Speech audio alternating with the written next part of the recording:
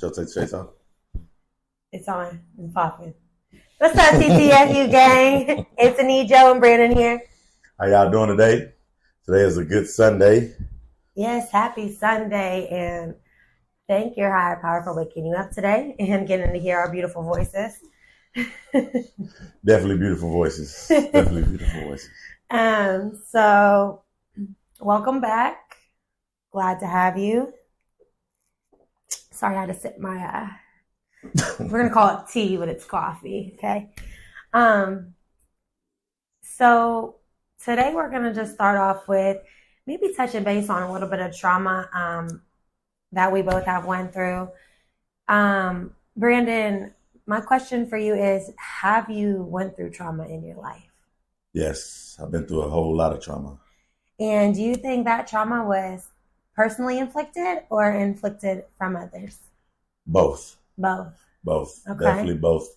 Childhood traumas, adult traumas. Yeah. Drug traumas. Right. All type of traumas. All types of shit. Traumas, you know. Yeah, man. Trauma. Dun, dun, dun.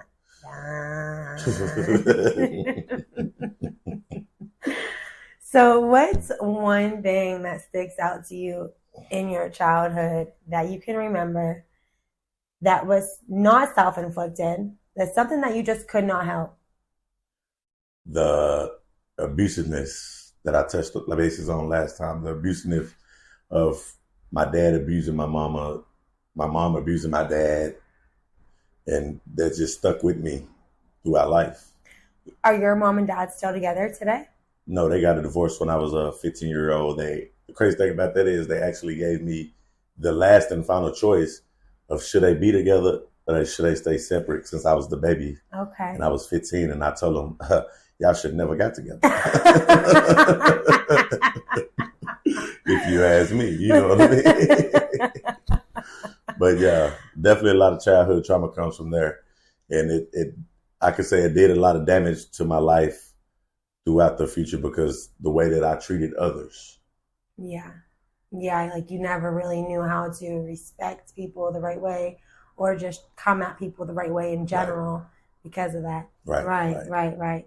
My parents also got a divorce when I was about 5. I was about 5 years old. There was a lot of abuse there too in the household.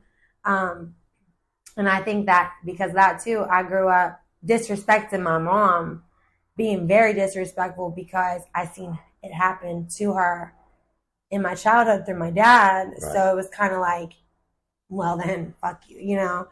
And don't get me wrong, you know, Mom, I'm sorry, but you know, you weren't peaches and cream all the time either.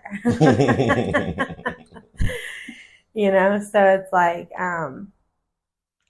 you know, of course we're not gonna let all our skeletons out of the closet.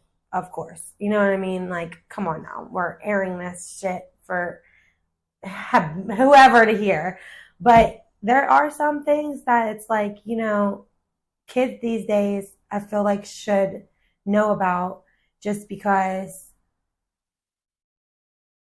if they don't realize that what they went through was trauma or what they went through was bad for them, how are they going to know that they're doing wrong?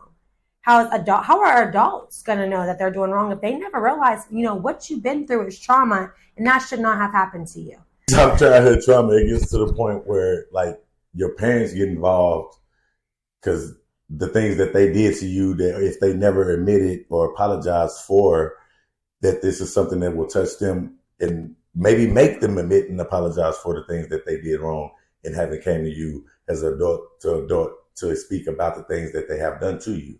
Yeah, period. For sure. One time in particular that I can remember, my mom and I were in the car and she was so mad at me because she was at her friend's house getting high. I wanted to leave. I didn't want to be there. You know, of course, when you in that addiction, you don't give a fuck about nothing else but the addiction. So fuck them kids type shit. You know what I mean? I'm sorry to say, but you know, she stops the car, you know, the front part of the car is over the train tracks. The back part of the car where I'm at is on the train tracks. And she's like, I fucking hate you. And we're going to sit here and wait for the train to come. And I'm scared.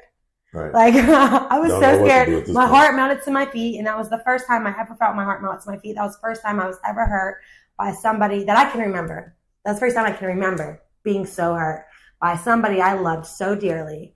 And I was just like, wow, she hates me. You know, my own mom fucking hates me. What am I going to do?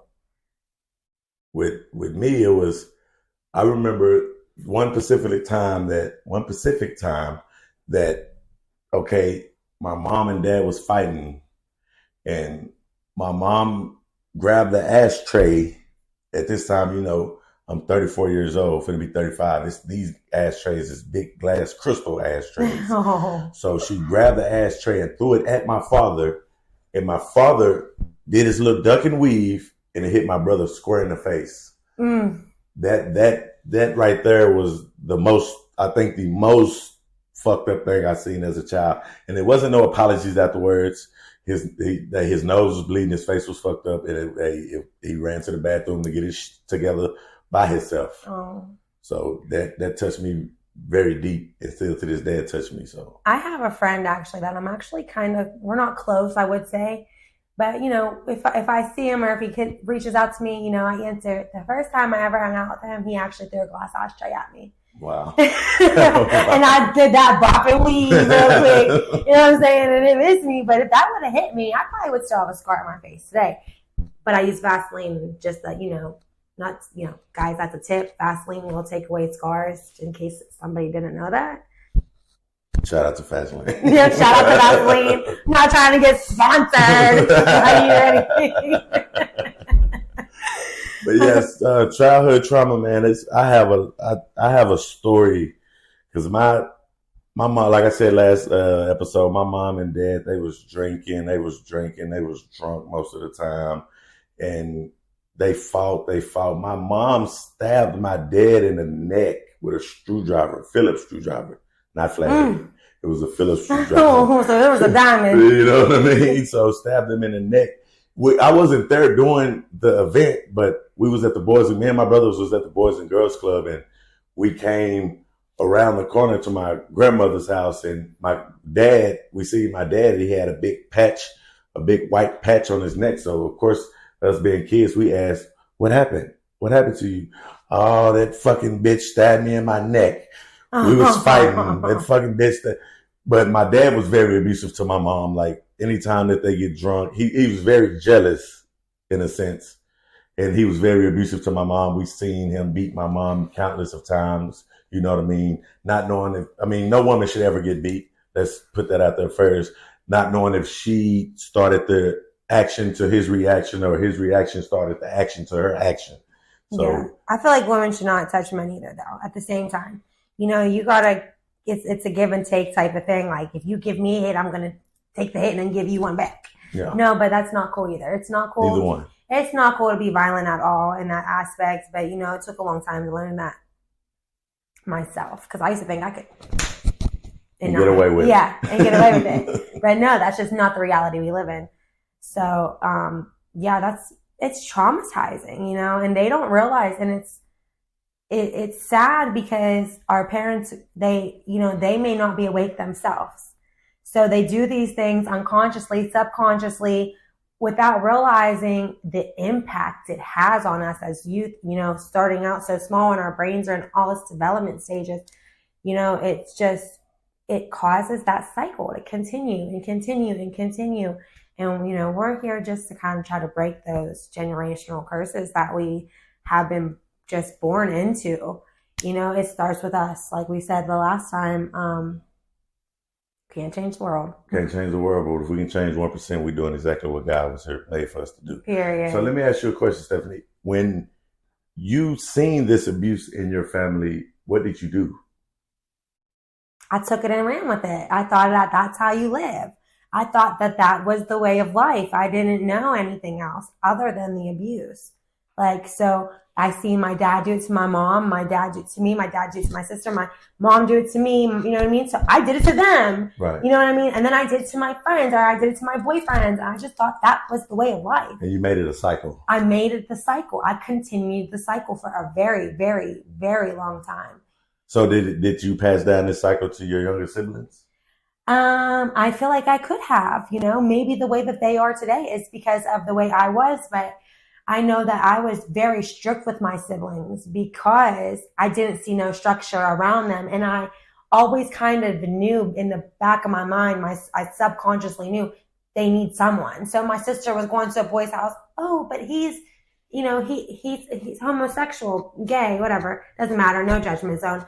But I smacked the shit out of her. Like, you ain't going to this boy's house. Bam. And I thought, that's how you're supposed to do. Anyways, my mom kicked me out over that, and I ran and hid behind the bushes from the police. My sister called the police on me. That's for another episode. But it's the point that I continued that cycle of abuse. I continued that trauma. That trauma, that tough love, but it was too tough and not enough love. See, what gets me is how we use tough love. Like, because we think that tough love is like abuse. Like abuse or yelling or some type of mental, physical fuck up the next person. That's what tough love always meant in my household. And I know that's not the definition of tough love. Tough love is showing somebody that they can get off their ass and go get it on their own. Yeah, tough love is just having boundaries and not letting anybody that you love, walk all over those boundaries. Like, I can't let you steal from me. I can't let me be constantly giving you money and then you steal from me and then me continue giving you money. Yeah. Tough love would be, no, you're not getting any more money from me and I'm changing my credit card pins and my debit card pins. Right. Like, you can't get nothing else from me. That's tough love. So I feel like there's a fine line, Through the trauma. See, through the trauma, it made me give and give and give and give, no matter what a motherfucker did to me, until I was able to know how to fight, for one. So, you know what I mean? Because for one, that I kept giving and giving and giving. It don't matter what you did to me. If you needed it, I'm still giving. If you wanted it, I'm still giving. And that was just because of the lack of love that was shown in my household, the lack of care, the lack of tenderness that we was taught growing up, because there was no such thing as none of those things. It was straight tough love, as we called it. Right. So do you think that you learned anything from those from the way that you grew up, from the way you were raised? Do you think that today, can you see how it influenced your behavior back then? And can you see a difference, a change in you now today? Yes. Is there anything that was learned? It was a lot learned, but it wasn't learned. It was a lot learned and it was a lot taught, but I didn't actually grasp it until probably 2 years ago, when I was sitting inside the penitentiary, incarcerated, rethinking my life and what the things that I done done to females, the things I done done to guys, the things I done done to my friends, my peers, just everybody around me, how I was hurting them, but it was giving me satisfaction. Right. You know what I mean? But that's touching back into the trauma of the childhood. Right. I get satisfaction off of hurting others or making others or some type of power over others. Mm-hmm. Due to the things that I didn't get growing up as a child. Yeah. And that's one, again, going back to, we continue the cycle with this trauma thing. Did you see any addictions growing up? Like, were there any, I know you touched base with, your dad last episode, but who else? What else? Did you see anything else? Or? All I seen was crack cocaine and alcohol. Yeah. I never knew about the addiction I had is methamphetamines until I moved to Amarillo, Texas, because I'm from Lubbock. I grew up in Lubbock. I had my whole life in Lubbock, and then I up and moved. But when I made it to Amarillo, that was the first time I ever heard about methamphetamines or even tried methamphetamines, because where I'm from, it was crack cocaine. Yeah. Simple as that. Like, you're either going to be a dealer or you're going to be a user. Right. I chose to be a dealer, and my dad chose to be the user. So. Yeah. It's tough. It's a tough thing. I also seen addictions growing up. Like, my parents were also addicted to crack cocaine. And that was actually one of the reasons why they got the divorce. Other than the abuse, my mom was ready to stop smoking it. She's ready to be done with it. And my dad would sneak, and she would tell me that he would go in the room and pretend like he was going to sleep early. And she would just hear his lighter flick, flick, flick, flick, flick. Right. So she went in one day and it wasn't a bit. Yeah. But and then growing up, I despised that drug, but that didn't stop me from other drugs. And then when my dad committed suicide of December of 21, I he ended up getting clean after they got a divorce. And then he got these settlements every 10 years. He had fell somewhere. His last settlement he spent all his money and he relapsed. And he was on a 4-day binge when he committed suicide. And I feel like when he passed away, I ran to that drug because I wanted to see what was he feeling. Why did he do that? What was he thinking? How did that get him to do that? And then, that is a vicious fucking drug. Like, that was the worst jail I was ever in, was the one in my own mind. That is 100% fact. That's some deep shit right there. Yeah. And methamphetamines, I feel like that was my last addiction that I had. And I never seen that until I moved to Amarillo. Also, like, in Pennsylvania, that's not really the thing. It's crack and heroin or fentanyl and pills. You know what I mean? Like, people aren't up in Pennsylvania smoking blues. I mean, maybe they are, but my crowd that I was around, they weren't. And as far as like my peers and stuff go, at first I was in the friend group to where my friends were the cheerleaders in school and my friends were, the popular kids. And then I didn't feel good enough to be around them, I think. And so I went and hung out with the druggies and the alkies and the fun kids, you know what I mean? Because that was the definition of fun. Yeah, that was the definition of fun. Getting fucked up on triple C's, cough medicine, still out of Kmart. It was so much fun to me. Like, but that's just not real life. Like, it's not healthy. It's not a healthy lifestyle. And it all starts with breaking the generational curses that we got born into by figuring out and acknowledging the trauma. Responsibility, accountability of your actions. Yeah, you can put the blame on whoever you want. It never has to be your fault. You could have suffered the most terrible thing, not at your own hands, but you have to take responsibility for how you're going to handle it. Right. How are you going to move forward from what happened to you? Because if you don't take the responsibility, then you're never going to make the change. And it could take years to even take responsibility and accountability for your actions. But you also have to start making your parents take accountability and responsibility for their actions as well. Because a lot of trauma starts there. It starts at a child. So do you have any ideas of what we could, maybe do to help any of these young kids and young adolescents that are going through this right now? I mean, me personally, I'm not perfect myself and I'm still on the road to recovery, but you'll forever be on that road, by the way. Facts. Yeah. Admit you have a problem to someone, somehow, some way, because to yourself first. Admit to yourself, be true with yourself and within yourself to be able to be brave enough to take that next step to admitting to somebody else that could get you help. Because if you never admit to yourself, starting with yourself, you're never going to want to change. You're never going to want to get help. You're going to always continue to stay in this cycle of yourself and your body and your mind that there's nothing wrong when the whole time there's something wrong. Yeah, I used to be that functioning addict for so long. What is a functioning addict? There's not one. There's no such thing. Okay, let's just get that out in the clear right now. There's no such thing. I don't care if you study, have a job, you have your house, you have your car, you have everything you want. That bank account is full fed and nice looking. Okay, there's no such thing as a functioning addict. If you're an addict, you're just an addict. There's no such thing as functioning because eventually them yets will happen. Yeah, because it's a lot of yets. Well, I haven't lost this yet. I haven't changed this yet.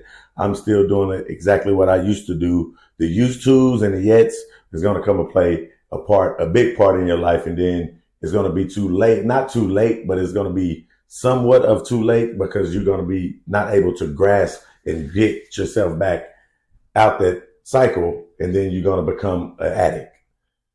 Yeah. Next episode, we have KK coming on. Shout out to my bro.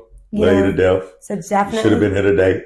He'll be here later on to this next episode. We have him coming. And if not, then he's kicked off for good. I'm just going to say that here. So you listeners hold me to that. Okay. Cause KK he's a very important piece in both of our lives. He is. He's actually the puzzle piece that put us together. And he's been in my life since he got out the penitentiary, and that was in, I believe, 2013-ish or something like that. Ish. I'm not for sure, so I'm gonna ish it. Ish it out. 2013-ish or something around there. But he's also been a great brother to me, a great influencer. We also have went down a path. We have a story to tell. Me and him definitely have a story to tell. So y'all stay tuned for our documentary as well. The story of KK and Smoke. We will get to that later. And y'all can't wait to hear it coming soon. The ears near you. Thank you so much, TTFU gang. We love you. We appreciate you. And we'll be back. Keep coming back. It works. It works.